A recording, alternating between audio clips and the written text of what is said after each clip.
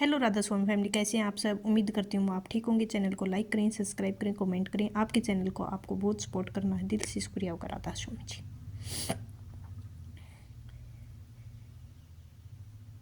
अंदर हमारे कितनी तेजी से लूट रहा है, कोई यह नहीं समझ सकता है कि मेरी मुस्कुराहट के पीछे एक ऐसा तूफान छुपा है जिसे सिर्फ मैं महसूस कर सकती हूँ। कभी सोचती क्यों कि मैं इतना कमज़ोर हो गई हूँ, क्यों छोटी सी बात पर पहाड़ जैसी लगती है, क्यों नींद रात भर आंखों में जलती रहती है। मैं खुद को बार बार समझाने की कोशिश करती हूँ, सब ठीक हो जाएगा। अंदर की आवाज़ आती नहीं होगी। धीरे धीरे मैंने महसूस किया और जीवन नहीं कट रहा था, बल्कि सिर्फ किसी तरह खिंच ही रहा था। शायद अब मेरी जिंदगी में कोई उम्मीद भी नहीं बची थी। ऐसा लगता था दिल में हजारों किलो का वजन रख रखा है, कोई सांस लेने की जगह भी नहीं छोड़ रखी थी। दिन में ठीक होने का नाटक करना, रात को कमरे में अंधेरे में टूट जाना, खुद को लड़ते लड़ते थक जाना। एक समय ऐसा भी आया जब मेरे मन के सवाल उठने लगा कि ये सब खत्म कर देना ही बेहतर है। यह विचार हमें खुद से डरने के लगता था। एक दिन जब खुद आईने में खड़ा होकर देखे तो खुद को पहचाने नहीं। आंखें चमक गायब हो चुकी थी, चेहरे पर थकान, गहरी लकीरें थी। मेरा मुस्कुराहट नकली थी और मैंने खुद को कहा, यही जीवन क्या, इसी के लिए मैं पैदा हुई हूँ। उस दिन में सच में टूट चुकी थी। जब इंसान पूरी तरह टूट जाता है तो ईश्वर की यादों को रखना और याद करना। उसी समय मैंने तय किया कि मुझे कहीं का सहारा ढूंढना होगा, कोई दरवाज़ा जरूर खटखटाना होगा। मेरे मन मिल सके, मेरा आध्यात्मिक कभी भी जुड़ा नहीं था। उस मुश्किल में किसी ने मुझे साथ का सुझाव दिया और चमत्कार हो गया। सिर्फ एक राहत की तलाश थी, एक ऐसी जगह जहाँ मैं अक्षण भर शांति में बैठ सकूं, अपनी सांसें पक सकूं और शायद खुद को थोड़ा समझ सकूं। सत्संग के पंडाल में बैठती ही अजीब सी खामोशी जो मुझे घेर लिया। यह वह खामोशी नहीं थी जो इंसान अकेला महसूस करे, वह खामोशी जिसमें इंसान खुद को मिल सके। वहाँ बैठे लोग मुस्कुरा रहे थे, लेकिन शांति के साथ आंखें बंद किए बैठे थे। दुनिया में कोई चिंता नहीं थी। मैं उन्हें देखकर सोच रही थी, उनके चेहरों पर इतनी रोशनी कैसी है। क्या इनके जीवन में कोई समस्या नहीं है, या फिर इसके पास कोई ऐसा राज है जो हमारे पास नहीं है। रात सांग शुरू हुआ और मन में उठती हुई बेचैनी धीरे धीरे शांत होने लगी।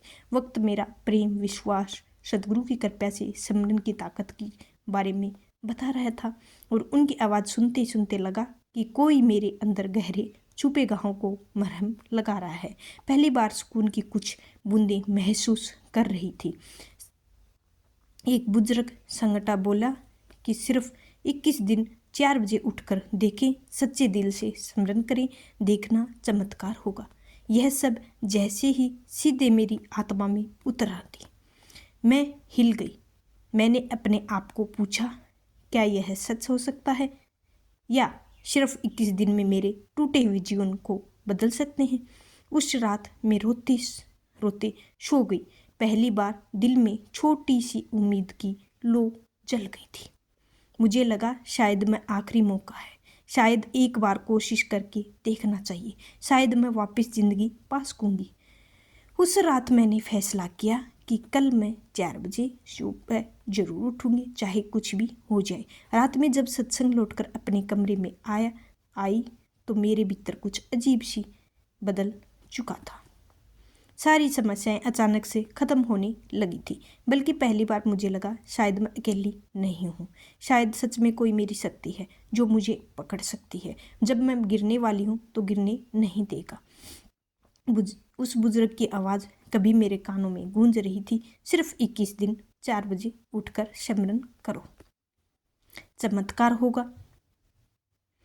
वाक्य में ही मेरे दिल में जैसे छाप की अंकित और बिस्तर पर लेटी और बार बार उसे दोहराया। मेरे मन में सवालों का तूफान था। क्या सच में संभव है? क्या 21 दिन में मैं बदल सकती हूँ? तो संभालो और अपनी 4 बजे उठे कुछ मंत्र दोहराने लगे। अंदर में एक आवाज़ आई, नहीं बचा तो कोशिश, डर किस बात का।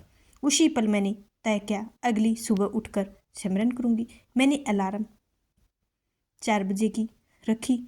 पहली आँख खुली और कुछ पल को संभाल सकूं, लेकिन रात नींद जैसे ही आंखों में रूठ गई थी। बार बार समय देखता और सोचती रहती कि सुबह उठ जाऊंगी। क्या खुद को हार जाऊंगी? नहीं। आलस, डर के आगे झुक जाऊंगी? नहीं। भरोसा था, विश्वास का बीज अंदर में उग गया था।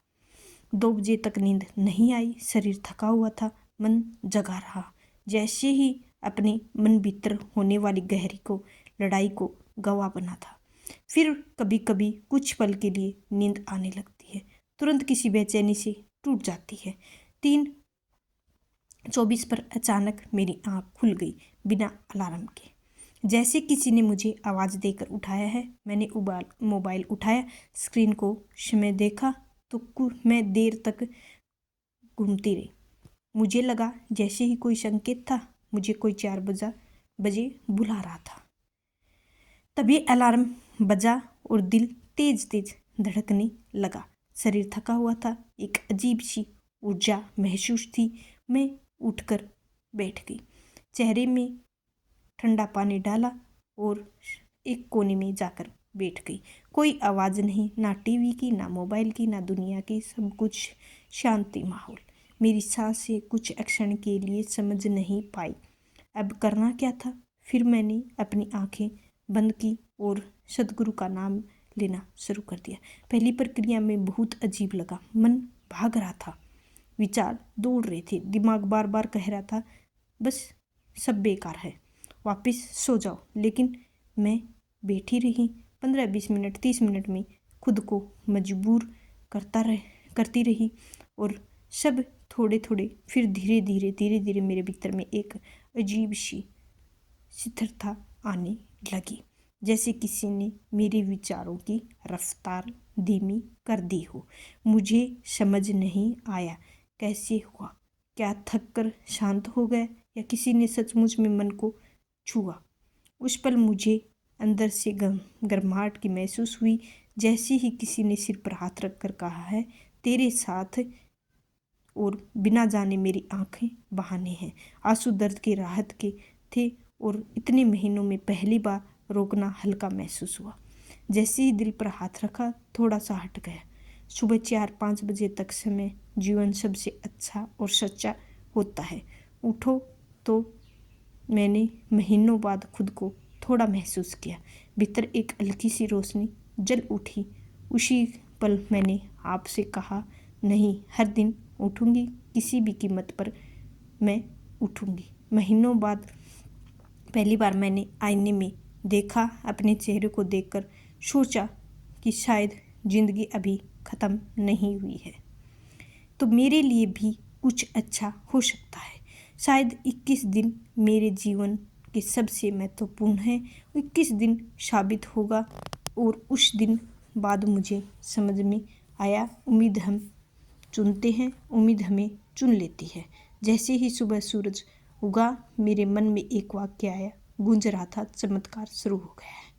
सुबह 4 बजे उठने का पहला अनुभव उम्मीद से भरा था, लेकिन सच में यह वही असली संघर्ष शुरू है जो पहले दिन हल्की सी शांति मुझे अच्छी लगी थी, लेकिन दूसरे दिन अलार्म ने फिर 3:55 पर मुझे जगाया और शरीर की बगावत पर उतार दिया।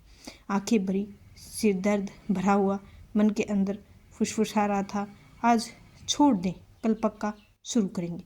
मैं बिस्तर पर बैठी और आधा भागी आधा सोया और सोच रहा था कि सच में उठूं या बस अलार्म बंद कर दूं, फिर से लेट जाऊं। कुछ पलों के बाद मेरा मन 100 बहाने तैयार कर दिए। कल ऑफिस में बहुत काम था, नींद पूरी नहीं हुई, सेहत भी तो ज़रूरी है, इसीलिए ईश्वर से टाइम चाहिए और शरीर को हक है। खुद को समझा रही थी, शायद इतना भी ज़रूरी नहीं था, लेकिन अंदर कहीं एक छोटी सी आवाज़ ज़ोर से बोल रही थी, अगर आज हार गया तो फिर कभी शुरू नहीं कर पाएगा।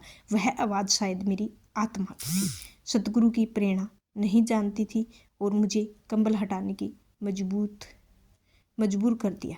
किसी ने खुद को घसीटते हुए फिर शांत कोने में हो गई और पिछली सुबह बैठी थी वहीं एक फर्क था। जैसा मेरा दुश्मन बाहरी चीज नहीं, मेरा अपना मन था। मेरी आंखें बंद की और सिमरन शुरू किया। विचार ऐसी ही आधी चली और खुद डर गई। अचानक दिमाग में ऑफिस की पुरानी बातें, यादें, लड़ाइयाँ, अपमान, भविष्य, चिंता, सब कुछ घूमने लगा। मैं खुद से कहती कि नाम पर टिक और नाम पर टिक। मन हर बार फिसल जाता। कभी लगता बस बिठा ही क्यों, क्या फ़ायदा होगा, यह सोचकर काम करेगा। घड़ी की तरफ देखना चाहती थी, खुद को रोका क्योंकि टाइम देखना तो शायद उठ जाता। मुझे लगता था जैसे कोई अंदरूनी युद्ध बीच में बैठा हुआ है, शांत भीतर मजबूत शोर है। तीसरे दिन हालात मज़ेदार हो गए। रात को मोबाइल की बैटरी चार्ज लगाना भूल गई। आंखें चमत्कार से 4:20 पर खुली तो दिमाग ने तुरंत कहा, अब तो टाइम निकल गया है, रहने दे, कल से देखेंगे। पर दिल ने वही लड़ाई शुरू कर दी। सच इतना ही चाहती हूँ, बदलना अभी भी उठ और देर सही है। आज के दिन मत छोड़। दुविधा में भी थी, 4:20 पर उठना, बैठना या फिर रजाई में घुस जाना। यही फैसला शायद छोटा दिखता था, लेकिन मेरे लिए यह पूरी जिंदगी का मोड़ जैसा था। मैंने गहरी सांस ली और खुद को कहा, तू 21 दिन के लिए लड़ी है और 21 मिनट के लिए नहीं उठ सकती। मेरे मन ने मुझे समझाया और मैंने किसी की पुरानी बातें याद दिलाती हैं, कभी पुराने जख्म को रो भी देते हैं, कमजोरियां भी दिखती हैं। फ़र्क यह है कि हर बार टूटने की बजाय खुद को संभालने की कोशिश करें। और आज का सत्संग कितना खास है आप ज़रूर बताएं। राधा स्वामी जी। राधा स्वामी जी।